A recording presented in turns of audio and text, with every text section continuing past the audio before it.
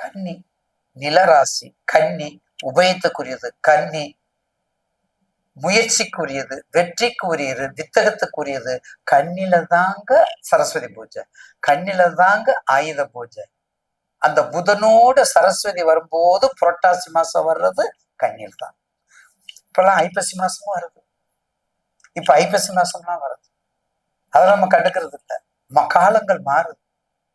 ஆனா உண்மையான சரஸ்வதி பூஜை ஆயுத பூஜை எப்ப வருது? அந்த கண்ணில வரும்போதுதான். அந்த கண்ணில வரும்போதுதான் அதனுடைய மகத்துவம் ஜாஸ்தி, அதனுடைய உற்சவம் ஜாஸ்தி, அந்த அருள் தன்மை ஜாஸ்தி, அந்த வலிமை ஜாஸ்தி. அப்ப கன்னிராசி நேயர்களுக்கு விசுவாவசு வருடம் நிச்சயமாக ஒரு சிறப்பான ஆண்டாக அமைஞ்சுகிறது, ஆரம்பிக்கிறது. எப்படி ஆரம்பிக்குது? குரு பாக்குறாரு. இப்ப குரு பார்த்துட்டு இருக்காரு, உங்களுக்கு 5ஆம் பார்வையா பார்த்துட்டு இருக்காரு. அதனால சனீஸ்வரர் உங்களுக்கு சனி ஏற்கனவே 6ல இருக்காரு, உங்க ராசிக்கு 6.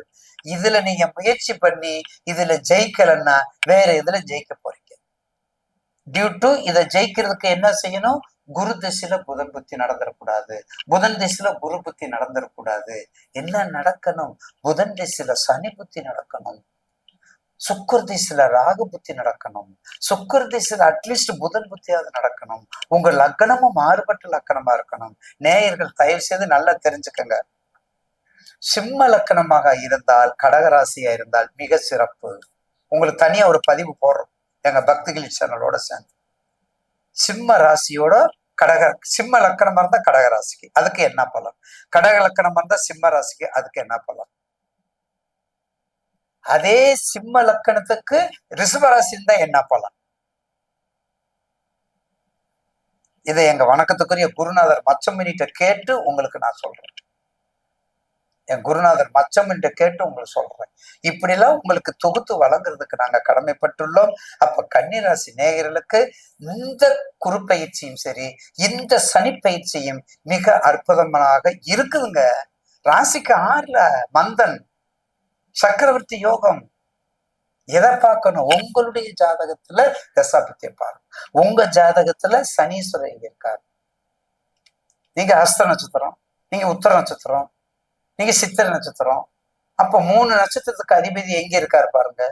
அவர் எந்த சாரத்துல இருக்காரு, அட்டமாதிபதியா எதுல இருக்காருன்னு பாருங்க. இதெல்லாம் கண்கூடி நினைச்சு பார்த்தா தான் அதை ஒரு செயலாக்க முடியும். அப்ப கன்னிராசி நேயர்களுக்கு கொடுக்கல் வாங்கல், புதிய தொழில் ஆரம்பிச்சல், வியாபாரம் ஆரம்பிக்கிறது எல்லாமே இந்த மாசம் 10/5க்களாக பார்த்துக்கங்க. அடுத்து வரக்கூடிய குரு வக்கரம் கன்னிக்கு நல்லா இருக்கும். 18/11/2025 இருந்து 17/3/2020 வரையும் உங்களுக்கு ஒரு பிளஸ் பாயிண்ட். குரு வக்கரம் தான் நல்லா இருக்கும், அதுக்கடுத்து நல்லா இருக்காது. நல்லா பார்த்து குரு வக்கரம் கன்னிக்கு நல்ல சுகத்தை கொடுக்கும். ஏன்னா குரு பகை கிரகம் புதனுக்கு. பகைன்னு அர்த்தம் இயல்புக்கு மாறாக செய்யுது. அதே மாதிரி 2/7/2025 17/2025 வரையும் கும்ப சனி கும்பம் மீனத்துல இருந்து அந்த கும்பத்துக்கு வந்துடுறாரு. வக்கரம் மாறும்போது ரொம்ப கவனமாக இருக்கணும், ரொம்ப கவனமாக இருக்கணும். இதை இருந்து கொண்டால் நிச்சயமாக கன்னிராசி நேயர்களுக்கு இந்த வருஷம் ஒரு சிறப்பான வருஷமாக அமையும். சக்கரத்தாழ்வார் ஓம் ஸ்ரீம் கிரீம் கிருஷ்ணாய கோவிந்தாய கோபிஜன வல்லபாயன்னு ஒரு பதியம் இருக்கு, அதை படிக்க. சக்கரத்தாழ்வார் பாடுங்க. 12 சுத்து பிரதர்சனம் பண்ணது சுத்து சக்கரத்தாழ்வார் இருப்பவங்க இலக்க மேல வாங்கி போடுங்க. இல்லாத எளியோருக்கு உதவி பண்ணுங்க, டிசபிலிட்டிக்கு உதவி பண்ணுங்க, கண் தெரியாதவருக்கு உதவி பண்ணுங்க, சக்கரை நாற்காலில போறவங்களுக்கு உதவி பண்ணுங்க, பெரியவங்களுக்கு உதவி பண்ணுங்க, அன்னதானம் பசிக்கிறவங்களுக்கு அன்னதானம் கொடுங்க. இப்ப அன்னதானம் எல்லாமே நம்ம கொடுத்துட்டு வரோம். அப்படி கொடுக்கறத விட தயவு செய்து பாதம் பணிந்து வணங்குகின்றேன். இந்த ஒரு வாசக யூடியூப் சேனல்ல லைக் பண்ணிக்கோங்க, ஷேர் பண்ணிக்கோங்க, பாதம் பணிஞ்சு வணங்கி இல்லாத எளியோருக்கு கொடுங்க, இல்லாத எளியோருக்கு அன்னதானத்தை கொடுங்க. அப்படிப்பட்டவங்களுக்கு கொடுத்தா நிச்சயமாக அது இறைவனிடத்துல போய் சேரக்கூடிய வாய்ப்பு நிறைய. இப்படி தெய்வத்தை வழிபடும் போது நிச்சயமாக கன்னிராசி கவனமா இருங்க, பயன்படுத்திக்கங்க. ஒரு தரம் தான் நல்ல நேரம் வரும், அதை நீங்க பயன்படுத்திக்கிட்டு சிறப்பாக அமையும்.